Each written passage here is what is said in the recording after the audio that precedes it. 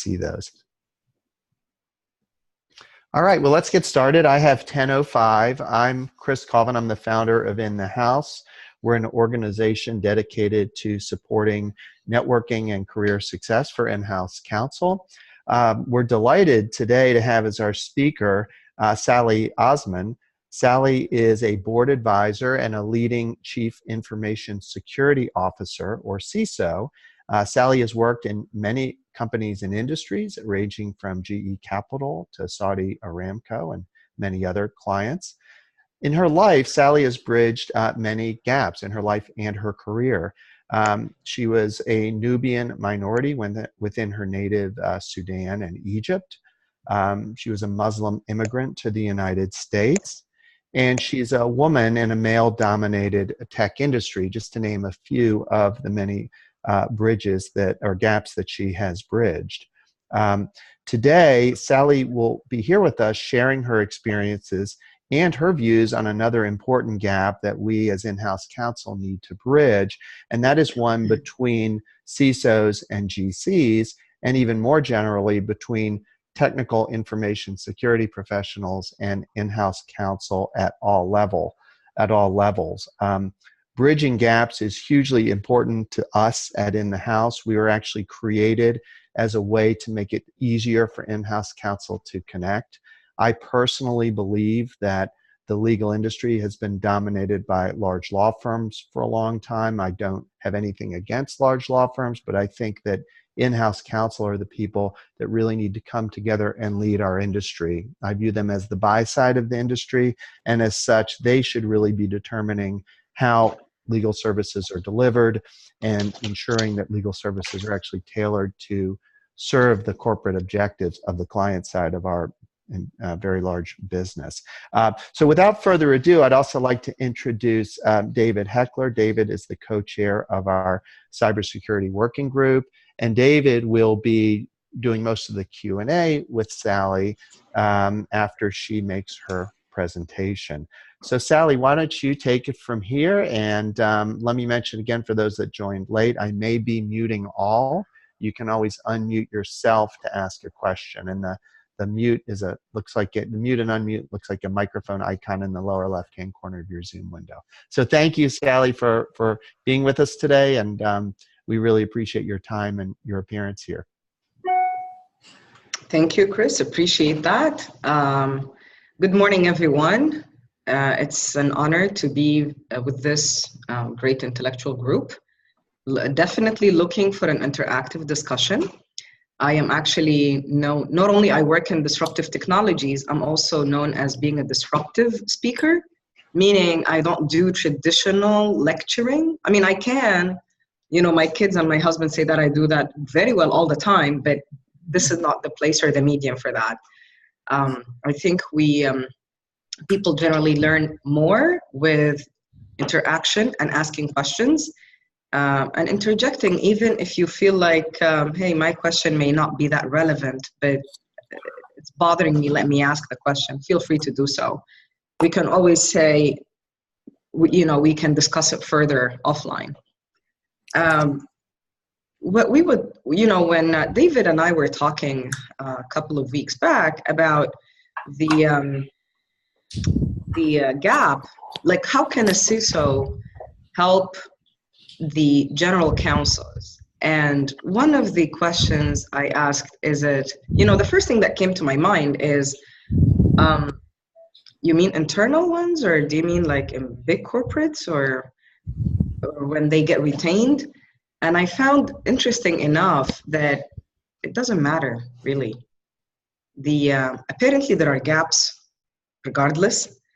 I guess because first of all, they speak different terminologies. Usually the technology, and when we refer to CISO, we mean, it doesn't really matter the title. We're specifically talking, it can be sometimes they call it Senior VP of Information Assurance.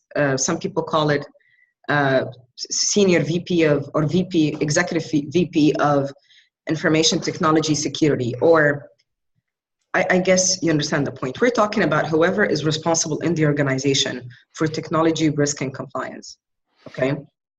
And that means that type of position generally comes in. If you look at the background, where does that, who comes to that position?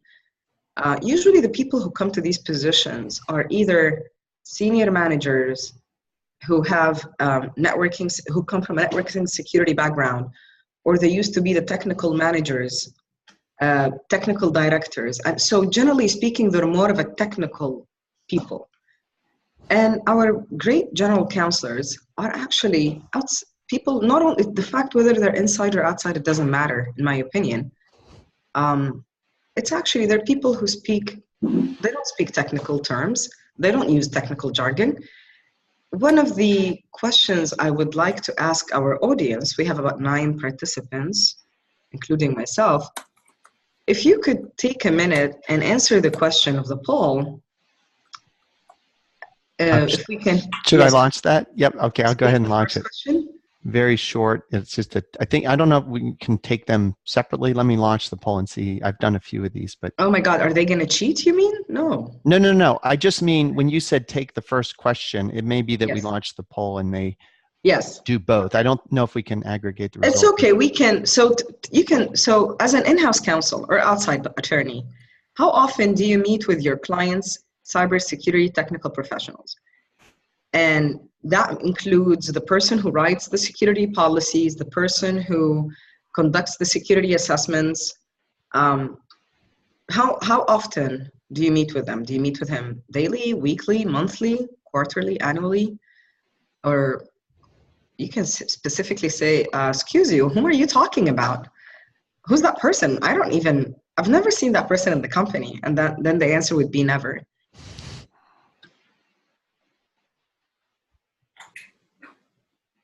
And when you're done with that question,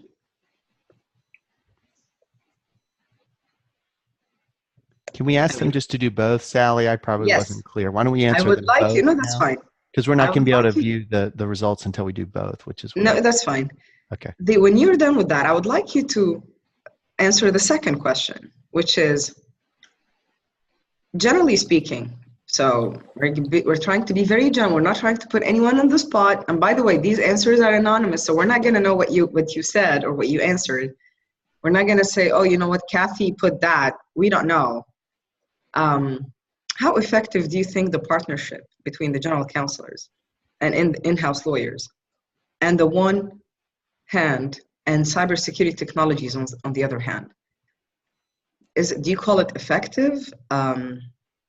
Do you guys work in very dynamic environments where everyone knows what they're doing, you're always collaborating, or somewhat effective? You know, when we have an incident, we talk. Yeah.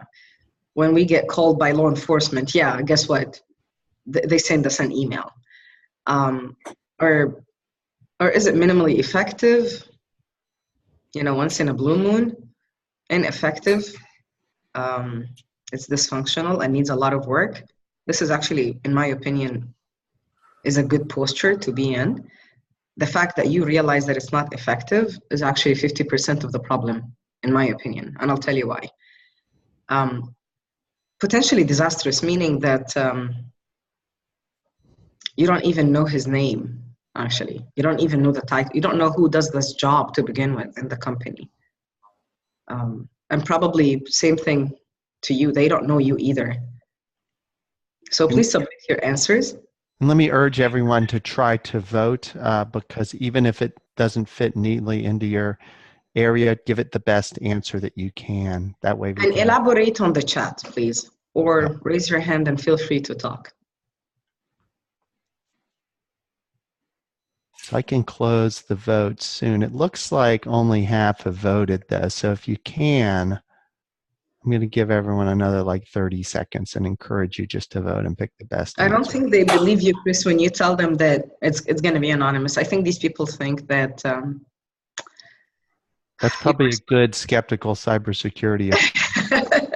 when the poll does evaporate once the call is over. So yeah, right. Well, Chris, you're not voting. Sally, you're not voting. I'm not voting. So that's 3 out of 9. We did all right then. I'm going to end the poll. Yeah. Let's see how things look. So go ahead, Sally. Can you see the poll results, Sally? Let's look at the results. Where is hand to talk? Mr. Rabu? Someone wants to talk. Mrs. Rabu. Oh. Hi, we can see you. Go ahead. Hi. I think you're onto a problem, but I think it's getting better, and I'll tell you why. There are a number of groups, primarily women in e-discovery. That's a start.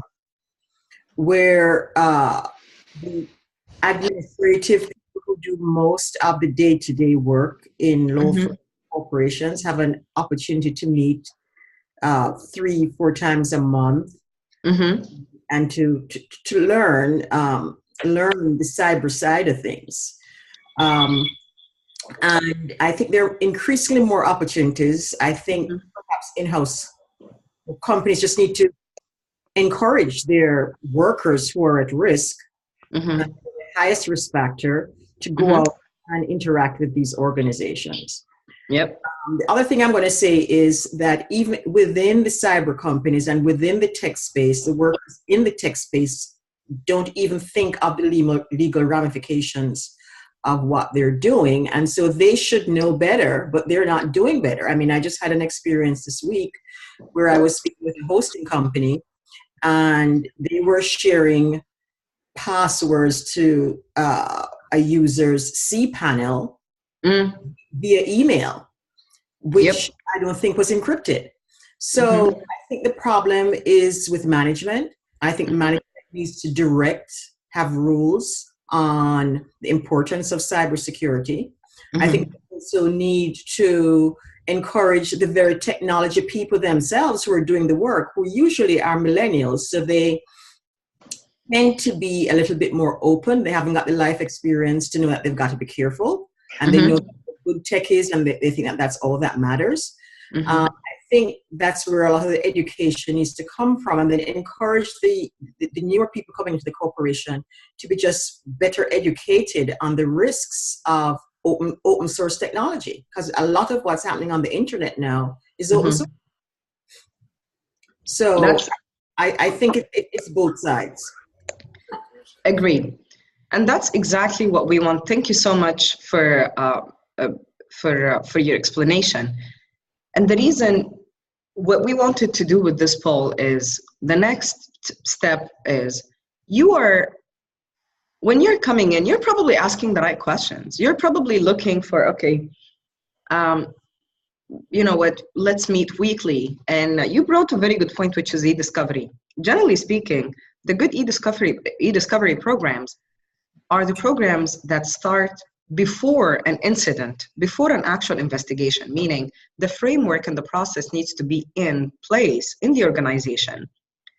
They know whom to call, they know how to preserve the evidence and the logs, they know what to do with HR. So everyone in the company, including HR, the hiring managers, the technology security teams, and attorneys, all are speaking the same language. They all agree on the process, they know what they're doing.